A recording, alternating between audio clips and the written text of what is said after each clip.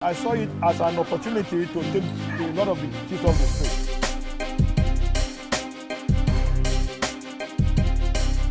I've given back so much more through Dodan Warriors. We are happy to play in the NBA. So it was actually like the passion I had in trying to teach what I actually do. The reason why we go to the United States and Europe to play basketball is because they're more, more advanced. They got everything intact. So we want to go there, tap into their resources. If we have something back home like that in Africa, I don't see any reason why we want to go abroad to go play basketball. The only way to take African sports to the next level is the corporate organizations will have to come in, and the rich people must come in. There has to be a way. We will find a way, and we will just do it. Welcome to Passport, the show that takes you all around Africa, learning about basketball, culture, and what makes these places what they are. In this episode, we travel to Lagos, Nigeria, Africa's most populous nation, where we quickly learn that basketball in this country is all about nurturing talent. Canadian teacher James Naismith invented basketball to keep his Massachusetts students occupied. The sport has truly come a long way from North America to Africa, where Congolese Saji Baka and Sudanese Luol Deng, a recent all-star player, now dominate the game of basketball. While the darkest thing about Africa has been the world's ignorance towards the continent, sports has repeatedly provided one of the many avenues that brighten the continent to the rest of the world. This week, Passport takes you to Nigeria as we continue to explore basketball in Africa.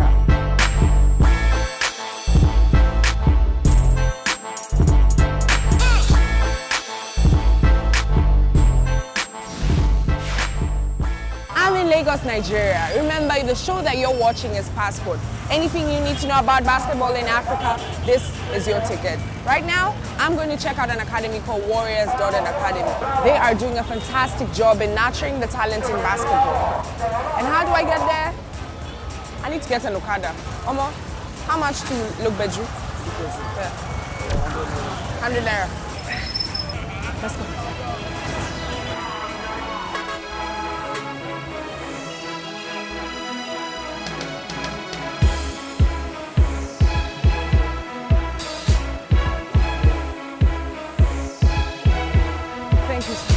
Wow, moving in an Okada in Lagos is probably the fastest way to move around. Fact. Who brings you that? Passport. Remember, we're in Lagos, Nigeria.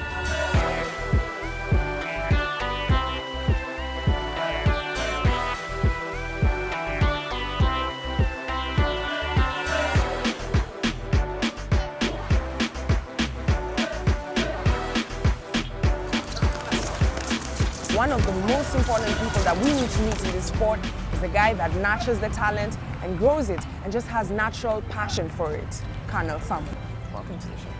Thank you. So, how long have you been involved in basketball? For about 47 years now. How did basketball come into play? Basketball came into Nigeria officially just after World War II.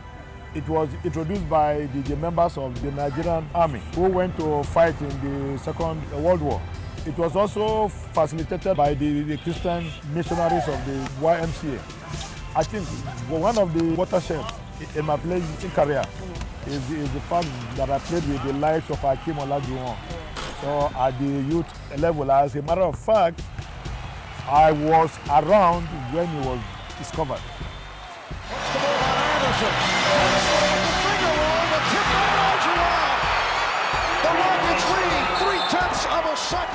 Every kid that you see on the court here playing, the motivation is to behave like a king. Yeah. We know that not everybody can make it. Maybe here, none of them. But the motivation to be like a king also creates other advantages in the game. You may get a scholarship to go to a university. Yeah. You may be physically fit. It keeps you away from crime, keeps you occupied. How did you get involved now in giving back to the game? Anytime I came on the court, I forgot all my sorrows, all my worries. I could fail my mathematics, but I could never fail basketball. So for me, basketball was a tool to really express my own self.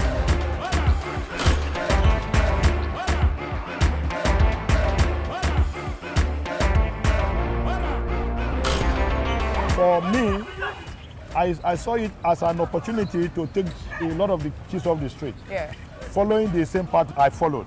Not everybody will play in the NBA, Yes. but there are many positives that you can take from the game. So I decided to form the team. We are happy that we have been able to send 75 kids to the US who played in the NBA. Going to the US is just one aspect. But there are many of these kids, some have graduated from universities and they are here. So it is a continuous story. It's not all been rosy. There Definitely. must be some challenges that you faced along the way. Many people don't think that people can just come and give all their own. They would think there must be a catch Yeah. somewhere. And people try to frustrate you. Some of the parents don't even support their own kids. By sending them to us, it is like they are even trying to get rid of their own kids. Hey, go. Yeah. And if you tell some of the parents to buy shoes for their kids, they will not even do it. The next problem that we have in our sport, there is too much government intervention. Yeah. Government wants to regulate everything. So what are the positives that you've gotten out of it? When I see a smile on these kids' faces, that is the greatest joy I can ever have, because I have the privilege my own self. I noticed that this court, the place is called the Peace Zone. Why Peace Zone? I am also a director for Basketball for Peace. What this means there is that being in the peace zone, it is open to all the youths of the area to play. And the whole idea is to engage as many youths as possible. If they are engaged in a positive pastime like sports, then they won't have time for all those juvenile delinquencies. Do you see a situation where one day in Africa that we don't have to have kids necessarily going to, the NBA or Europe or? It is in our own interest to have our kids here, because they will be playing in an environment that they are used to. They will have the family support, and thirdly, they will be contributing back to their society. We are starting to see signs. Yes. Well, what is the NBA? It's about teams traveling from cities to play. Right now, we have about 35 African players playing in the NBA. Yeah. That is including those Africans that are playing for Britain, France, and the rest of them. When you tell me Sergi Ibaka, he is a Congolese. Yeah. If there was an African league, there will be no need to go anywhere. There has to be a way.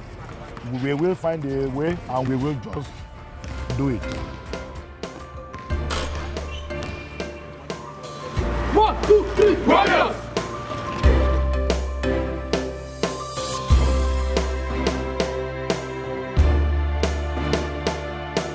Colonel Sam took us to Badagry for a quick lesson in Nigerian history.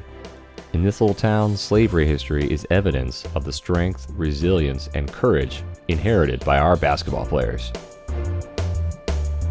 Coming to Badagry helps me sort of understand the history of the slave trade. It also teaches me resilience, strength, courage. And you know what? That's what basketball is all about. They call it Sirkaba's compound. And most times people ask us, why did they call this compound Brazilian Barracoon? It was because during the slave trade, majority of those that come to buy slaves from this compound were Portuguese from Brazil. Secondly, they were the one that built this compound for a man called Chief Seriki Farmi William Sabaz. What's your name, ma'am? Sheila. My name is Anago. Now, if Anago is Sheila's slave, if I'm your slave, I hang down a name. The first thing they take away from the slaves were their names. This is called the ankle shackle.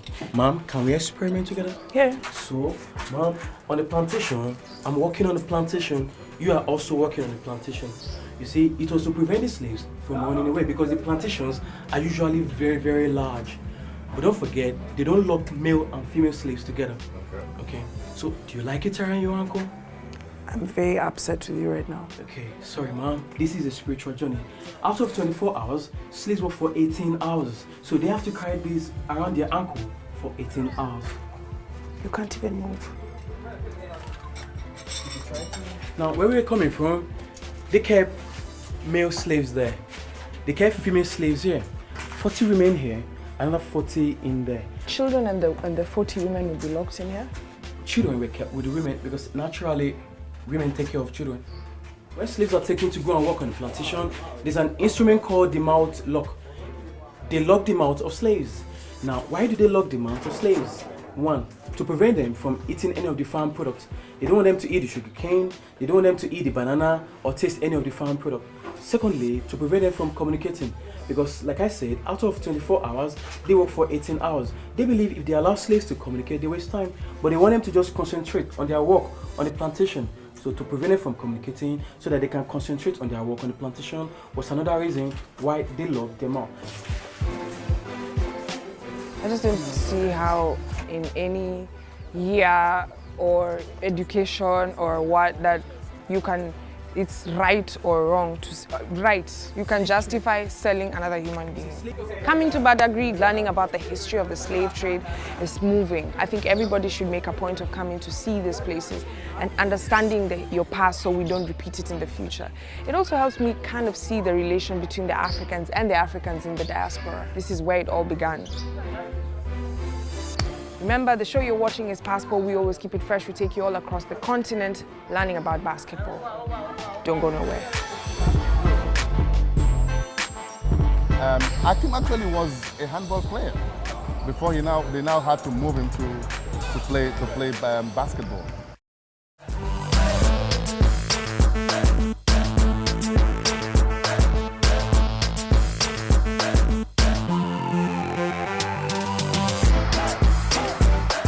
What's up, people? This is School DJ Jimmy Jad. The key essence is unification. We always need to unify Africa. We need to come together, have fun as Africans, make the continent one country. You know, that's what I'm about. And of course, it's your passport. Cool DJ Jimmy Jad. Yep. Like I promised you, remember the show is Passport, the show that takes you all across Africa talking basketball. I'm in Lagos, Nigeria. I caught up with the Dodan Warriors and their coach, Coach Adeka. How are you doing? I'm okay.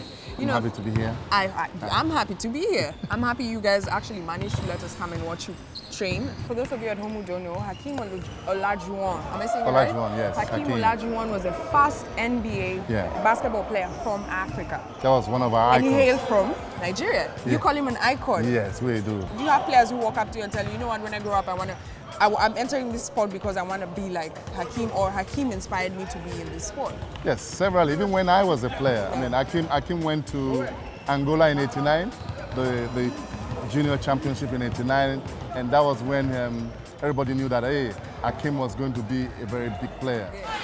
And Hakeem gets a block. He gets a second block. Stiff going to try it again. Yeah, he gets a third block. When will they ever learn? Never, apparently. Hakeem Olajuwon had everything. You know, most all the other centers, at best, they got 2 or 3 moves. But Hakeem, he was very unpredictable on the block. You know, you thought he was going right, he would go left. You thought he'd shoot a jumper, he'd come with the up and under. You know, he was the first guy to actually embarrass me. And mentally, he was a guy you couldn't break. Like all the other guys I say something about in the paper, especially the Georgetown boys. You know, I say something about Alonzo, Dikembe, they get mad, you know how they play, but, you know, you say something about Hakeem or you throw Hakeem a ball, he just look at you and go, nice move, big fella. If you were to say, yeah, let's make him take that shot, the shots he take, like if you're a good defensive coach, you say, yeah, let's make him take that 360 fadeaway, half his head behind the backboard. Like, that's the shots he shoot. Like, we played them in 2 memorable 7-game series, and I'm sitting there looking at tape, I'm like, homeboy just did a 360, half his head is behind the backboard. The only thing on the outside of the backboard on the court is the ball. The rest of them, I don't even know if he can see the rim. But it's the most amazing thing, the shots he takes. Smith at the shot, actually deflected by Hopper. Olajuwon with a spectacular move. Hakeem Olajuwon. Hakeem actually was a handball player before they now had to move him to play basketball. I remember the coach is still alive, Coach Gani Otanibebu. I remember was one of those that actually shifted him from playing handball to basketball. And he also has a flair. That comes from Nigeria. Oh yeah. One of my moves came out of Hakeem Olajuwon. Oh yeah. You know, I was doing it with my players this morning, and I thought it's only me and Hakeem that have to do it. I said no, I had it before you. One of my players, you know, Yahaya. So he is just an awesome person to us. Coach, do you think we have enough talent in Africa to have our own NBA? We have. I think we do have. We have, because I remembered in Asia, the Lebanese guys never had a good league. And they got a lot of our players from our league and toughened their league, and their league became a super league to the extent that right now, as I'm speaking to you, we don't have one Nigerian playing in the Lebanese league. So that's to tell you how good they were. They used us, and now they're good. So we could do the same. You know, Coach, before I let you go, since I'm in Nigeria and you have trained people, he's trained people who play in the NBA. I'm thinking this is probably the guy I should talk to about my, I'm not really good at my left hand is really weak, so maybe I'll get changed and catch up with you. And You're welcome anytime. So, you know, like I told you, I'm still improving my game and I'm still improving your game because you're watching Passport, where the show that teaches you about basketball all across Africa. Passport.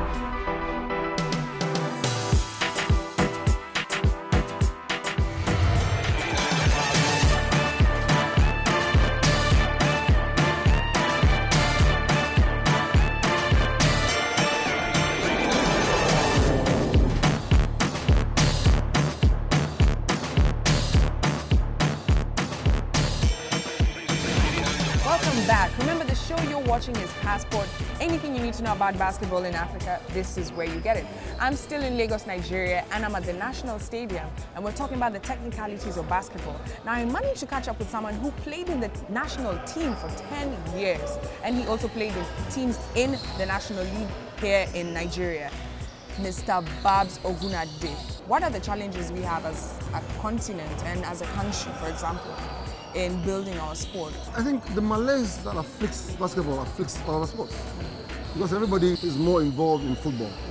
So it takes the shine of other sports. What gives football the shine? Is it well marketed more than basketball? That's it. It needs more management. It needs more financial muscle. Market it properly and infuse a lot of finances into it. We actually need to get it to a level where people actually pay to come and watch the game. Let me tell you, we find some of these guys going to play some pro game in Benin Republic, in Togo. Hey, they don't even have the league as developed as here, but because they get a little more money than they will get here, and maybe they get a bit of respect, they are more fulfilled going to play there than staying back here.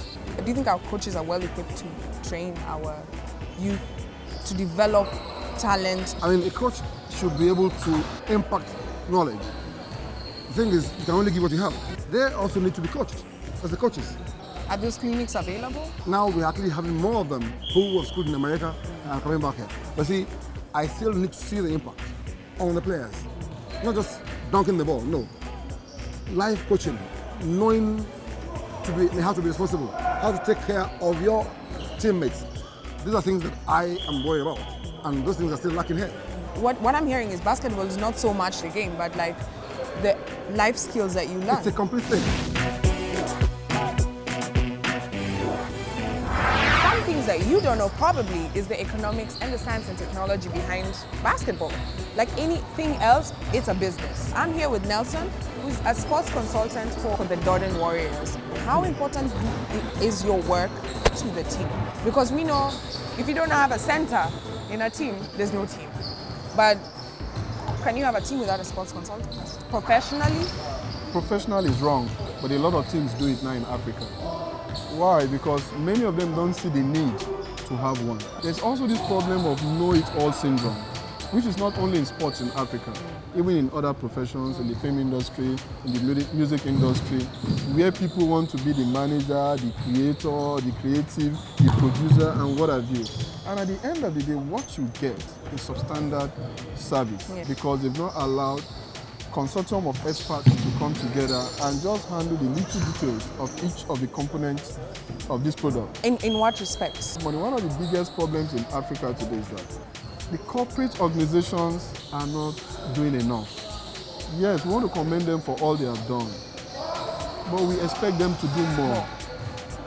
The only way to take African sports to the next level is the corporate organizations will have to come in and the rich people must come in. If you look at what the Nigerian music industry has been able to achieve, you will also agree with me that all the big companies in Nigeria are most times involved in their shows and even in their production, and a lot of the things they do. That same thing must also be transferred to sports. Do you think it would be profitable enough to sustain itself and also be able to have enough returns to be able to pay players? I'll give you one of the major constraints, facilities. If you look at Africa today, most of the sports facilities are all government owned, most. Because a lot of people have not seen the need for private people to invest in sports facilities. Yeah. Now, if, for example, a football club, that you could get some group of rich people who are very passionate about sports. If you notice, these same rich people in Africa are very passionate about the NBA teams, are very passionate about the English teams, and also there are instances where some of them fly first class tickets Friday to England, watch a match on Saturday, and back. To calculate the amount of money on that trip, you're looking something in the range of $8,000 to $10,000 or more, just within 2 days. Meaning, it's not because we don't have those kind of people here, but it's the mindset. Meaning, we need to start appealing to their kind of mindset. These are some of the little things, details that are wrong about our sports. Are you a Chelsea fan? I'm no fan of no club. I'm only fan of a Nigerian club.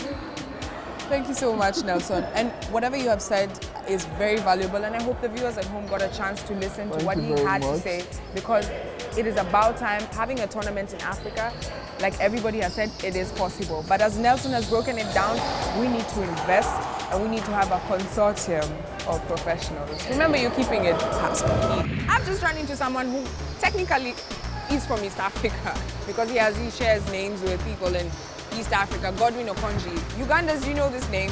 Kenyans, you know this name, Godwin. He plays college ball. Welcome. Thank you. So what are you doing in Nigeria? I came in for the summer break, just done with our season, and I had to come back home and check out my family and see my people out here too. Home is home. It always feels good to come back home, give back to the society. What are your prospects of entering the NBA? I'm not thinking about going to the league right now. I just want to finish my education first, because that's the promise I made to my mom. I'm gonna go to school and get my degrees, and when I'm done with my education, then I'm gonna think about going to the league. I always tell people, keep dreaming. I started off dreaming at first. I told myself, I'm gonna play basketball until I can't play basketball no more. And the thing is, you gotta stay focused. Basketball gave me an avenue to go out there and explore the world. And if I can do it, everybody else can do it too. Which player did you look up to and you're like, one day I want to be like that guy? Everybody wants to be like Hakeem Olajuwon. Have you met him? Well, no. I was this close meeting him, but I felt shy.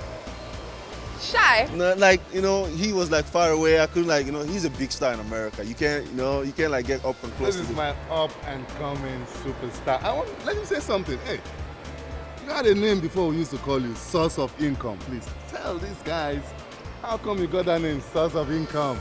Source of income? Why are you called source of income? It started out when I started playing basketball. Normal issues that we all have in Africa, gears and getting money to go to the venues to play basketball. And I met Colonel Sam.